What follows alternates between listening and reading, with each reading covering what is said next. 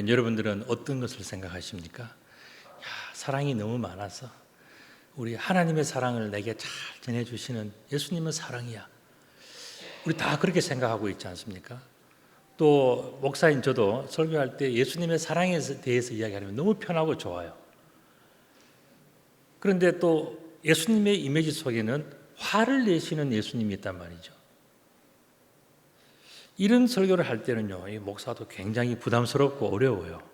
왜냐하면은 여러분들 전부 다 듣고 싶어하는 내용이 뭡니까? 나에게 복을 주는 이야기, 행복한 이야기, 사랑하는 이야기를 들려주면 다 좋아하는데 문제가 있다, 틀렸다 하고 화를 내면 다 듣기 싫어하지 않습니까? 그러니까 참 이 예수님의 이 이미지 속에서도 화를 내시는 예수님을 설명할 때는요, 어려워요. 더구나 화를 엄청 내시는 예수님을 설명할 때는요, 목사도 설교하기가 참 어렵습니다. 감사합니다. 예. 그래서 보면은요, 이 그림을 보시면 이제 예수님께서 이거는 성전 청결을 하시는 십자가 달리시기 전에 그 성전 청결을 하는 그런 예수님의 모습이 이제 화를 내시고 계시잖아요. 다음도 그림 보시면 서기관과 바리새인들에게 막 화를 내시면서 예수님께서 뭔가를 정말 참지 못하는 분노가 보이지 않습니까?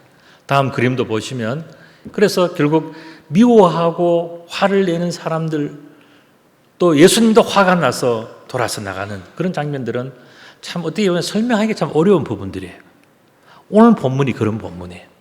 본문을 보면은 42절부터 쭉 시작되는 그런 내용의 절반이 전부 다 화했을진저 계속 그렇게 나오는 거예요. 무려 절반이에요. 전체 본문에. 그 내용을 좀 더 구체적으로 설명을 드리면 43절에 보시면은 화하실진저 너희 바리새인들이여 너희가 회당의 높은 자리와 시장의 문화 받는 것을 기뻐하는도다.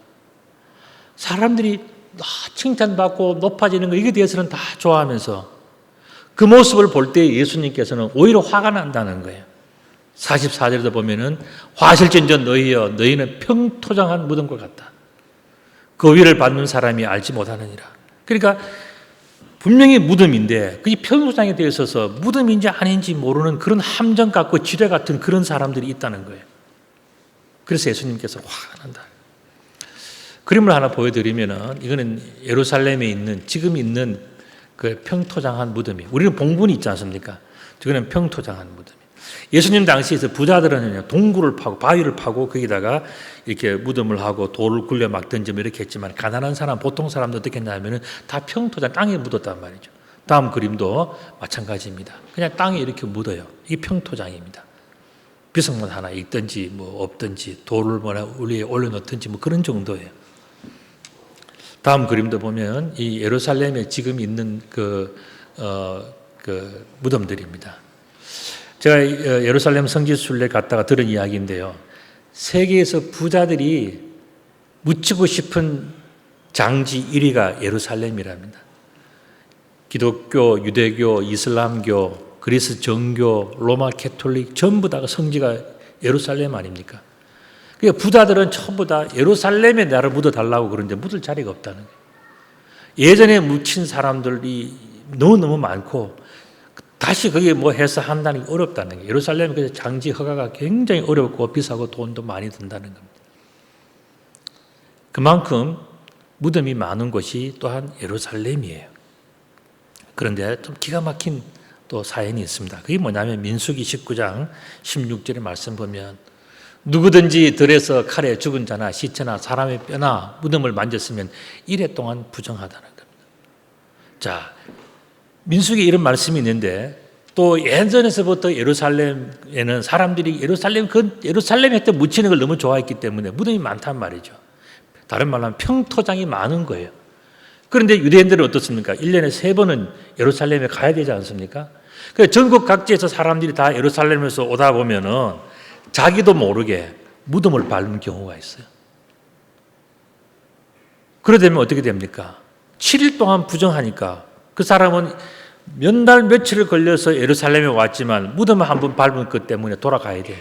헛것이에요. 왜냐하면 7일 동안 6월절이니 무슨 절기니 해서 열리는데 그 들어오다가 무덤을 밟았으니까 부정한 자가 되었잖아요. 그러면 아무 소용이 없이 돌아가야 돼. 그래서 어떻게 하느냐? 예루살렘에 있는 사람들이 무덤에다가 회치를 하는 거예요. 그래서 성경에 보면 회치란 무덤이라는 내용이 나오지 않습니까? 그게 바로 그 내용이에요. 여기는 무덤이니까 조심해서 이거 밟지 말고 부정하게 되지 마십시오라고 해놓은 표시가 뭐냐면 회치란 무덤이라는 겁니다.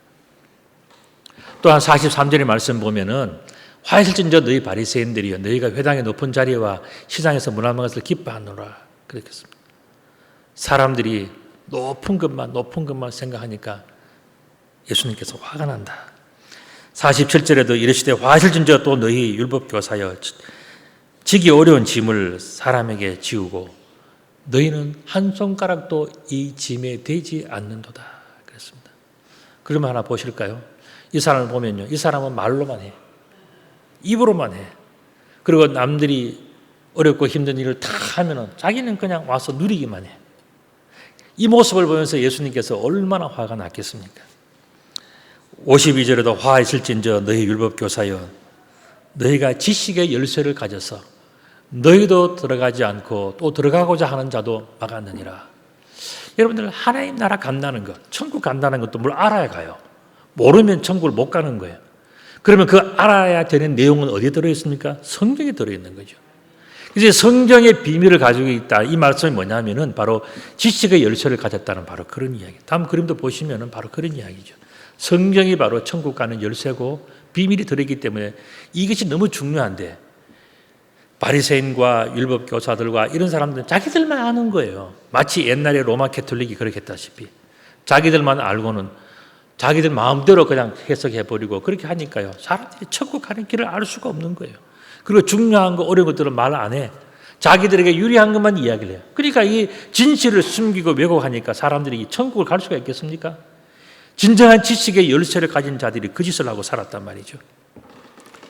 그러나 예수님께서 정말로 화가 난 이유가 따로 있어요. 그 내용이 뭐냐면 오늘 본문의 첫 절인 바로 42절입니다. 그 내용을 보면 화하실진저 너희 바리새인들이여 너희가 박하와 운향과 모든 채소의 11조는 드리되 공의와 하나님께 대한 사랑은 버리는도다 그랬습니다. 여러분들 박하와 운향과 모든 채소의 11조를 드리는 건 좋은 거 아닙니까? 11조를 드리는데 좋다 그래야지 왜 예수님께서 화를 내시냐 하는 겁니다.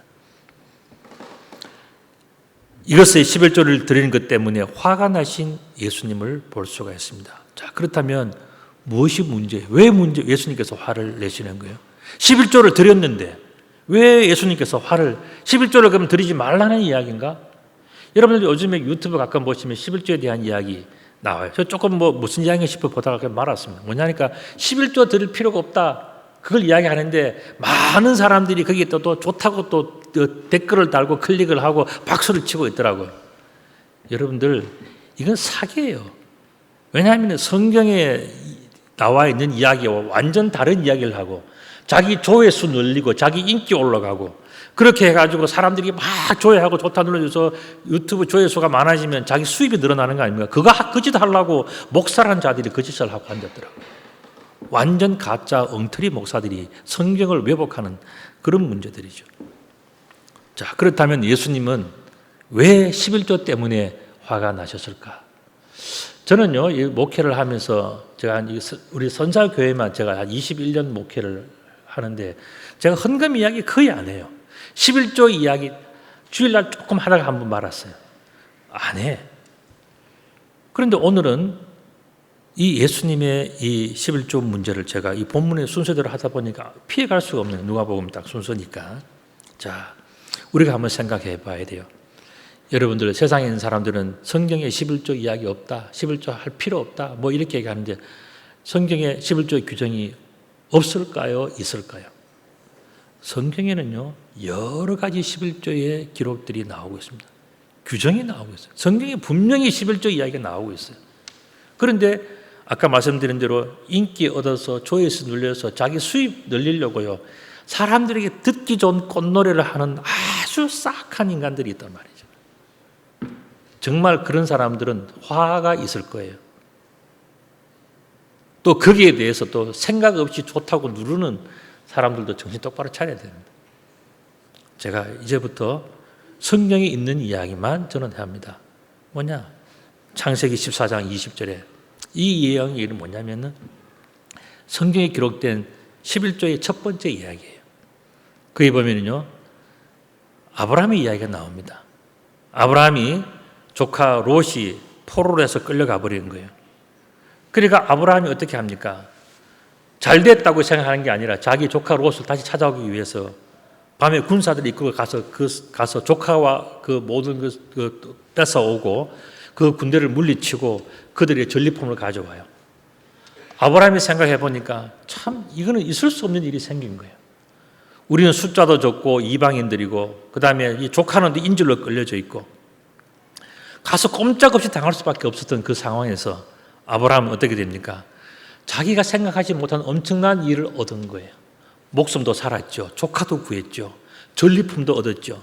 그래 생각하니까 이거는 나의 힘이 아니라 전부 다 하나님의 은혜와 하나님의 능력과 하나님의 힘으로 된 것이라고 생각하고 그래서 하나님을 굉장히 높여드립니다. 자기를 높인 게 아니에요. 내가 잘했어. 내가 뭐 좋은 무기를 가지고 실력이 있어서 그렇게 한 게 아니라 이거는 정말 전적으로 하나님께서 하셨다라고 하나님을 찬송하고 하나님을 높여드린 거예요. 하나님을 높여드리고 드리다가 생각한 게 뭐냐면은 내가 어떻게 하나님을 더 높여드릴 수 있을까? 어떻게 하나님을 진정으로 진짜로 찬송할 수 있을까?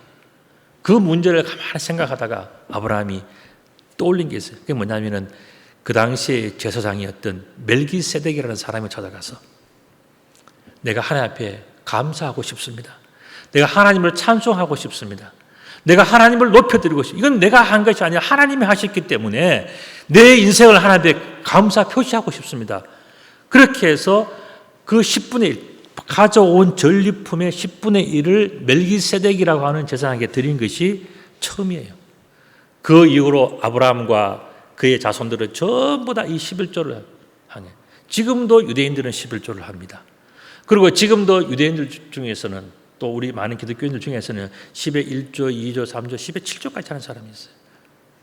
왜냐하면 하나님의 은혜를 어떻게 찬송할까에 대해서 고민하고 하나님께 영광 돌리기 위한 그 마음이 간절하기 때문에 그렇게 하는 사람들이 많이 있단 말이죠.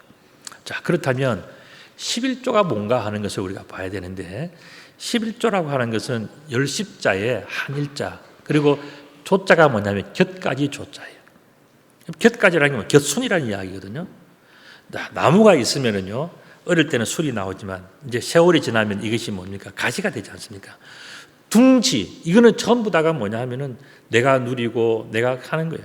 그러나 그 마음을 나에게 주신 모든 것에 대해서 정말 곁가지 하나라도 내가 하나님께 드리는 마음 그게 뭐냐? 그게 바로 11조예요. 하나님께서 정말 그 나무를 자라게 해주시고 날마다 더 많은 열매를 맺게 해주시고 정말 작은 것보다 끝도 없는 걸 심었는데 이렇게까지 하나님께서 채워주신 것을 보면서 내가 어떻게 하나님께 감사할까 하면서 내 정말 곁까지 하나 드리는 마음으로 드려지는 그 작은 정성 그게 뭐냐? 11조라는 거예요. 그런데 그 11조 속에는 뭐가 들어있냐면 이렇게 되기까지 이렇게 나무가 그러면 장성하게 자라고 좋은 열매가 되기까지 모든 것은 하나님께서 하셨습니다. 하나님에 대한 찬송이 있기 때문에 정말 다 드리기가 마땅하지만 다 드리지 못하고 내가 좀 작은 것 드립니다 하는 그게 뭐냐? 그게 바로 11조의 예물이란 말이죠.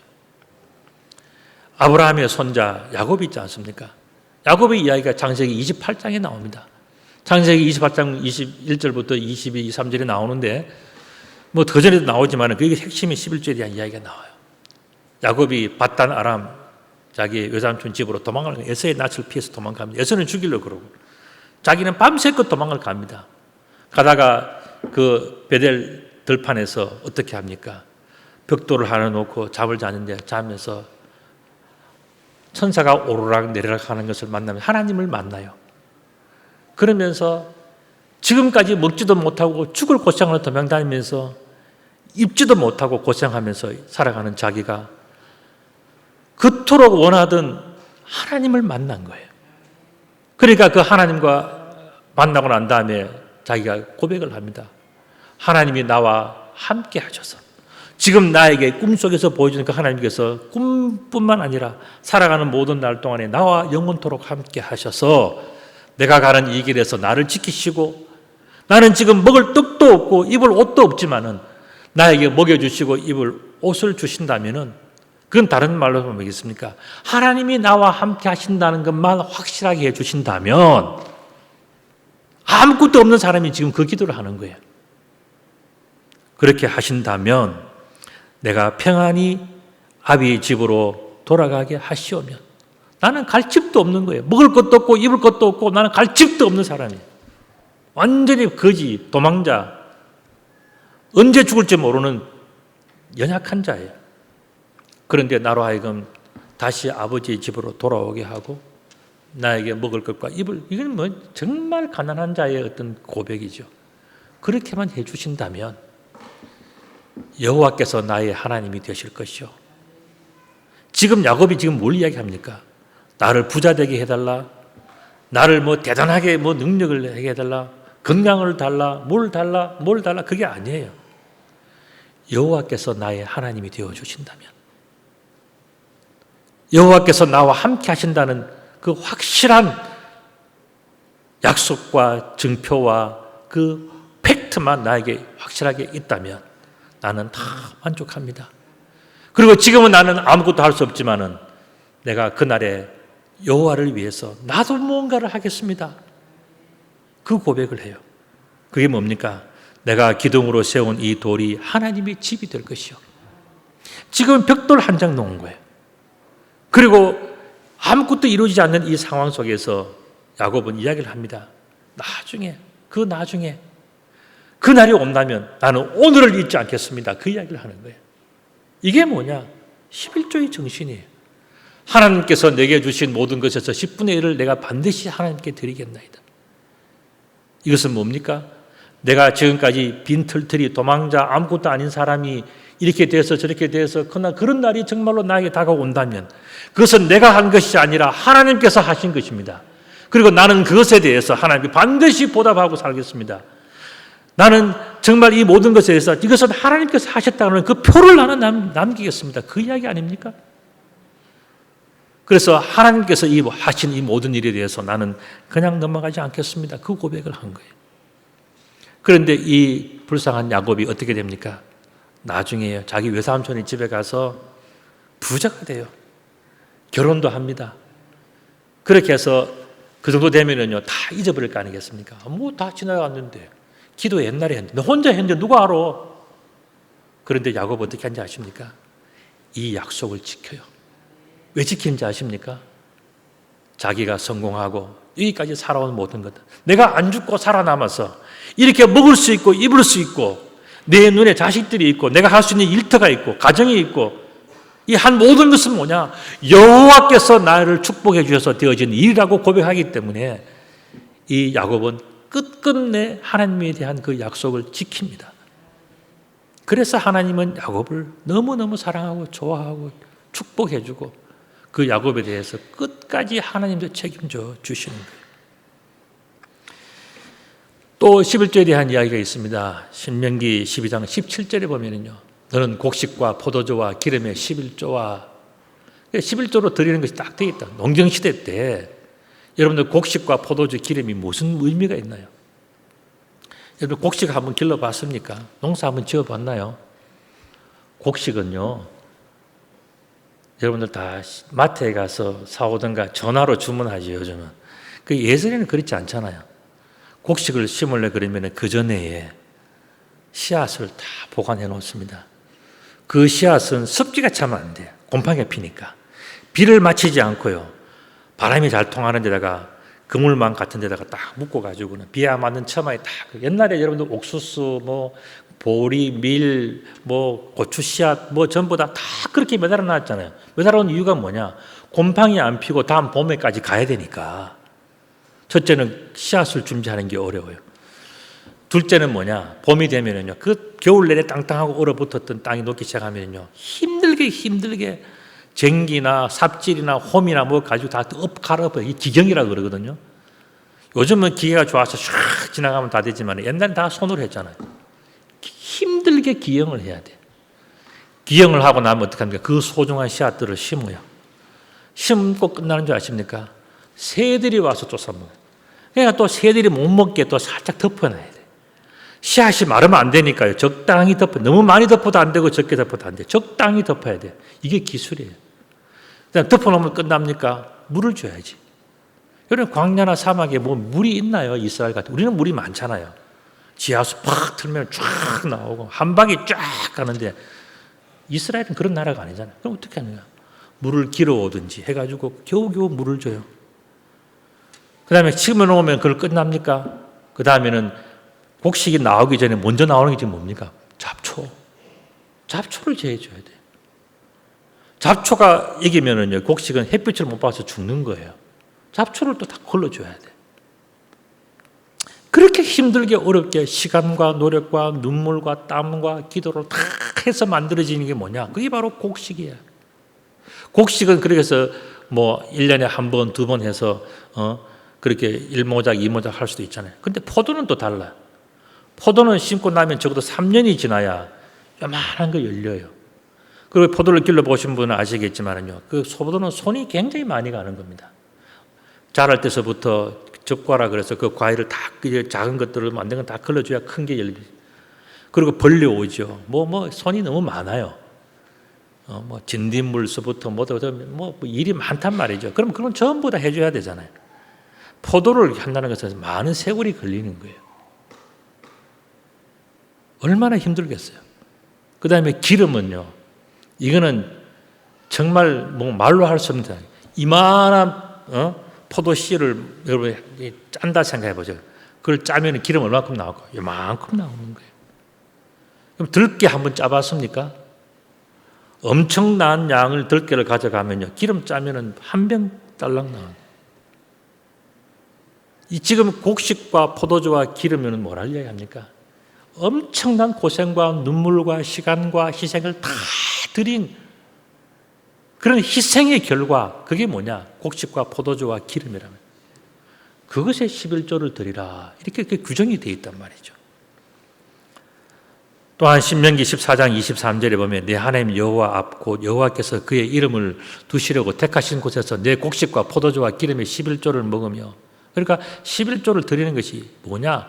그 당시 농경시대의 농부들에게 있어서는 눈물과 피와 땀과 기도와 희생과 시간과 돈과 노력과 잠자지 못하는 모든 것들이 다 들어간 것이 뭐냐? 그게 바로 곡식과 포도주와 기름이라는 그런 이야기예요. 이것뿐이겠습니까?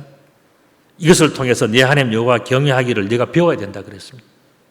그냥 탁 하는 게 아니라 정말 소중한 것을 하나님께 드리는 것을 네가 배워야 된다, 그 이야기 하신 거예요. 그리고 레위기 27장 30절에서 정말 결정적이게 또 이야기합니다. 그게 뭐냐? 그 땅의 10분의 1을 드리라는 거예요. 야, 농부에게 있어서 땅이 얼마나 소중한 겁니까? 그런데 그 10분의 1은 하나님의 것이라고 생각하고 구분해라는 거예요. 그 땅의 곡식이나 나무의 열매는 그 10분의 1은 여호와의 것이니 여호와의 성물이라, 네 거 아니라는 이야기입니다. 분명히 내가 돈 주고 다 샀고 등기가 내 걸로 돼 있고 내가 관리하고 내가 주인이고 누가 봐도 그 땅의 주인은 난데, 하나님은 뭐냐면 그 땅의 10분의 1 내 거 아니야. 아니, 여러분들이 집에 산다면 월세든 전세든 자가 집이든 뭐든 간에 그 10분의 1은 내 거 아니야 라고 이야기하신다는 거예요. 여러분 납득하고 그걸 받아들일 수 있습니까? 그런데 아니라는 거예요. 뭐냐? 여호와의 것이다.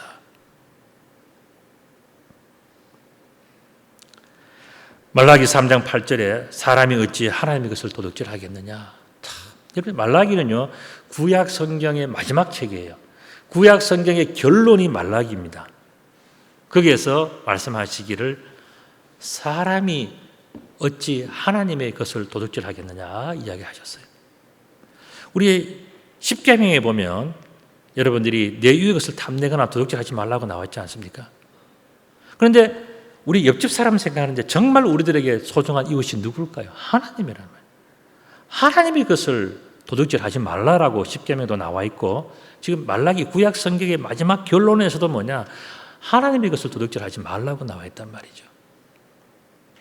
그러나 너희는 나의 것을 도둑질하고도 말하기를 우리가 어떻게 주의 것을 도둑질하였나이까? 도둑질 한 줄도 모른다는 거예요. 나는 한 적이 없다라고 이야기한다는 거예요. 그런데 하나님 뭐라 그러냐? 너 11조 했냐? 그 이야기 하시는 거예요. 말라기 3장 9절에도 너희 곧 온 나라가 나의 것을 도둑질하였으므로 너희가 저주를 받았느니라. 이스라엘에서 11조의 문제가 심각했다는 것을 말라기는 이야기해 주십니다. 그리고 이 말라기가 기록되고 난 다음에 400년 동안에 이스라엘은 암흑기에 들어가게 됩니다. 하나님이 버리신 거예요. 이 말라기의 내용에 그 비밀이 들어있는 거예요. 왜 버렸는가에 대한 비밀이 들어있는 거예요. 자, 그렇다면 지금 나의 것을 도둑질하였다 그랬는데 어떤 식으로 하나님의 것을 훔칩니까? 궁금하지 않습니까? 이제 그 이야기가 나와요. 그들은 어떤 식으로 하나님의 11조를 도둑질하였는가? 좀 다르게 표현한다면 그들은 어떤 식으로 하나님의 공의를 버렸는가 하는 문제예요. 공의. 그 이야기가 바로 오늘 누가복음 본문인 11장 42절. 굉장히 오늘 본문 핵심 이 절. 이것 때문에 예수님은 사실 화가 났다고 표현하시는 거예요. 너희가 박하와 운향과 모든 채소의 11조는 드리되 공의와 하나님께 대한 사랑은 버리는도다 그랬습니다. 우리가 생각할 때에 박하와 운향과 모든 채소의 11조를 드렸으면 됐지. 11조 드렸으면 됐지. 왜 화를 내시느냐? 왜 그랬을까? 다 드렸는데 왜 화를 내시는가? 그것은 바로 상대적으로 허접한 것을 드렸다는 거예요. 여러분, 박하는요, 농사 지어서 하는 게 아니에요. 그저 나가면 들판에 있는 것이 박하예요. 허브. 지금 우리는 허브 하니까 뭐 어디 가서 사오고 뭐 이렇게 뭐 하지만은 지금도 산에 가면 허브 많이 있습니다. 들에 가면 허브 많이 있어요. 자연적으로 오는 거예요. 바람에 날려서 되는 거예요. 운향도 마찬가지입니다. 심는 게 아니에요. 모든 채소, 그러니까 여러분 뭐 마트에 나오는 채소만 생각하죠. 오이니 토마토니 다른 상추니 이런 채소. 이 채소가 뭔지 아십니까? 그걸 이즘에는 우리가 길러서 먹지만 옛날에 뭡니까? 들에 나가면 모든 채소, 바람이 불어와서 생기는 우리가 먹을 수 있는 채소들, 그게 뭐냐? 여기서 이야기하는 모든 채소들이에요. 여러분, 은근히 한번 드셔보셨습니까? 시금치 드셔보시면 그런 것들이 밭에서 나는 것들이에요. 자연적으로. 약초들. 이런 것들이 뭐 길러서 합니까? 그냥 나는 거죠. 하나님 주신 거예요. 자기가 노력하지 않은 거예요. 그런데 이런 것들은 어떻게 합니까? 자기가 노력 안 했으니까, 투자 안 했으니까 들에 가서 박하와 운양과 덜 채소들 그다 가지고는 어떻게 합니까? 11조입니다라고 드렸다는 거예요. 정말 중요한 자기 것, 자기가 노력하고 투자하고 그 다음에 눈물과 시간과 땀을 흘렸던 곡식과 포도주와 기름은 드리지 않고 그건 다 챙기고 흔하게 빠진 것들, 들어가서 그냥 먹을 수 있는 것, 그거는 11조를 안 할 수 없으니까 그런 것들은 가지고서 눈 감고 드리는 것. 그게 뭐냐? 그 당시에 사람들의 11조의 관행이었다는 겁니다. 농경시대에 하나님의 백성들이 11조로 드리는 것들이 있습니다. 아까 말씀드린 것처럼 신명기 12장 17절에 너는 곡식과 포도주와 기름의 11조로 드리겠습니다. 이거는요, 엄청난 시간과 희생과 노력과 눈물과 자신의 모든 것들이 다 들어가 있는 것들을 이야기하는 거예요. 더구나 그 땅의 10분의 1을 드리라 그랬지 않습니까? 이 땅을 여러분 한 평 마련하는 것이 쉬운 것 같습니까? 엄청 어렵습니다. 굉장히 힘든 거예요. 그리고 그 땅은 한번 정착, 딱 한 평이라도 땅이 있으면 정착하는 거잖아요. 땅이 없다 하면 이동해야 되는 거예요. 이게 불편하면 말할 수도 없는 겁니다. 실제 월세 살아보고 새빵 살아보고 해보신 분들은 아시잖아요. 엄청 힘든 겁니다. 주인들은 잘 몰라. 그런데 그 새들어 사는 사람들은 엄청 힘듭니다. 그게 기간이 다가오면요. 또 어디 가야 되나? 모자라는 돈 어떻게 할까? 그 고민에 빠지는 거예요. 그러니까 한 평 땅, 집 한 칸 있다는 것은요, 어마어마한 부자예요. 안 옮겨도 되니까. 그런데 그 땅의 10분의 1이 네 거가 아니다라고 이야기하시는 거예요. 곡식과 포도주, 기름, 땅의 10분의 1, 이것들은 뭘 이야기합니까? 결국 자기 소산 중에서 가장 중요한 것의 10분의 1을 여호와께 드리라는 거예요. 허접한 것 아니고 어디 가서 주워 온 것 아니고 정말 자기의 노력과 희생과 눈물과 시간과 모든 것이 들어가 있는 것의 10분의 1을 여호와 앞에 드리라는 거예요. 그런데 바리새인들은 하찮은 박하와 운양과 모든 채소로 형식적으로 드렸어요. 이게 뭐냐? 하나님 앞에서 정직을 배신한 거다. 지금 예수님 그 때문에 화를 내시는 거예요. 여러 가지 화들이 있지만 이것 때문에 화를 내신 거예요. 이게 바로 누가복음 11장 42절이 바로 핵심. 그래서 화하실진저 너희 바리새인들이요. 겉으로는 11조를 드리지. 누가 봐도 11조를 드리죠. 그런데 뭘 드리냐? 박하와 운양과 모든 채소들. 자기는 아무 노력한 것도 없어. 그냥 가서 있는 것 가지고 와서 그냥 휙. 이게 11조. 겉으로 드린 형식적인 11조였다는 거예요. 그에 대해서 예수님은 말씀하셨죠. 너희가 공의와 하나님께 대한 사랑은 버리고 있구나. 그 말씀하셨어요. 자, 그렇다면 공의가 뭐냐 하는 거예요. 공의라고 하는 것은 미슈파트라고 하는 히브리어예요. 이거는 영어로 한다면은 이 justice, 바로 그 이야기입니다. 또 right, 뭐가 옳은가 하는 이야기예요. 정말 하나님 보시기에 의로운 것이 뭐냐 하는 겁니다. 하나님 앞에서 정직한 게 뭐냐? 그걸 예수님이 물으시는 거예요. 우리가 지금까지 살아오면서요, 하나님께 받은 은혜와 사랑들이 많이 있어요. 그런데 그 사랑에 대해서 감사하다고 하나님께 표시하지 않는 것은 뭐냐? 부정직하다는 이야기예요. 하나님께서 그 많은 사랑과 은혜를 받았음에도 불구하고 내 것은 아까워. 다른 사람의 것을 드리면 좋겠어. 이게 뭡니까? 이게 하나님이 화를 내시는 부분 아니겠습니까? 사랑도 마찬가지예요. 우리가 사랑하는 것은요, 히브리어는 아하브라고 이야기합니다. 또 다른 말로 하면 헤세드라고 얘기해요. 이거는 영어로 한다면 God's love, 하나님의 사랑이에요. 근데 이 하나님의 사랑하니까 여러분들 그냥 하나님의 사랑하니까 와닿질 않아요. 이 헤세드, 아하브의 뜻이 뭐냐? 그게 뭐냐면 하나님께 받은 사랑을 이야기하는 거예요. 좀 더 다른 표현하면 하나님으로부터 받은 사랑이라는 거예요. 우리가 하나님으로 받은 사랑, 하나님께 받은 사랑이 너무너무 큰데 표시는 쥐꼬리만큼 한다. 그러니까 하나님께 받은 사랑은 너무 많은데 하나님께 그 사랑이 돌아오질 않아. 그럼 이게 뭡니까? 하나님 볼 때는 뭐 사기지. 그래서 지금 예수님께서 화를 내시는 거예요. 너희가 그럴 수 있느냐? 바리새인들이 얼마나 좋은 사람인지 아십니까? 구분된 사람들이고 율법에 대해서 정통한 사람들이고 하나님이 그 일과 마음을 너무너무 많이 배워서 머릿속은 터져나갈 정도로 많이 아는 사람이에요. 그런데 그 행동은요, 도저히 하나님의 자녀들이라고 할 수 없을 만큼 된 사람들이 바리새인들이에요. 그래서 야단을 더 맞는 거예요, 보통 사람보다. 보통 사람들은 별로 야단 안 치잖아요. 그런데 바리새인들은 왜 야단 치느냐? 알만한 사람이 그 짓을 하니까 더 야단을 친 거죠. 이렇게 볼 때 버림받은 하나님의 사랑이 있단 말이죠. 그게 뭐냐? 하나님으로부터 사랑은 넘치도록 받고도 하나님께 그 10분의 1도 보답하지 않는 사람들. 이 이야기는 뭡니까? 사랑을 많이 받은 사람들은 책임이 크다는 거예요. 여러분들 한번 생각해 보십시오. 사람은 다 달라요. 여러분 생각에 나는 정말 하나님의 사랑 많이 받았다 생각하는 사람은요, 그 사랑을 많이 갚아야 할 의무가 있다는 겁니다. 그게 정직한 거예요.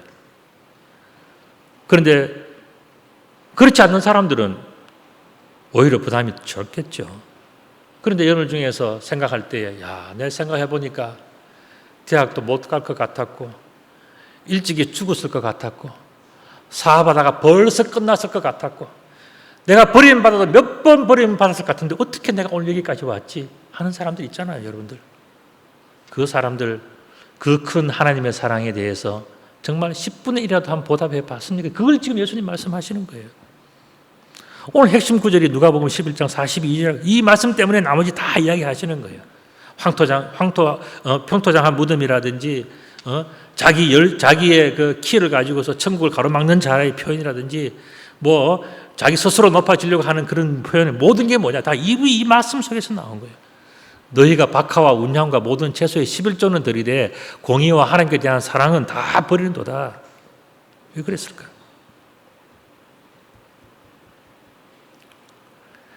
말라기 3장 10절에 이런 말씀이 있습니다.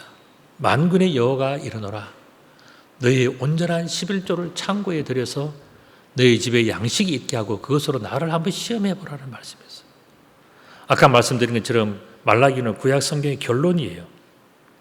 이 말씀 읽고 난 다음에는 400년 동안에 하나님 말씀하지 않았어요. 선지자가 없어요. 예수님 오실 때까지. 세례 요한이 등장할 때까지. 그만큼 하나님이 말을 끊어버린 거예요. 이스라엘에 대해서. 인간 취급을 안 한 거죠. 사람 취급 안 한 거예요. 그게 어디서부터 왔냐? 바로 이게 하나님의 사랑에 대해서 정직한가? 하나님 앞에서 내가 정말 정직하게 살아가는가? 하나님에 대한 사랑이 있는가? 이 문제를 하나님께서 말씀 딱 하시고 닫으신 거예요.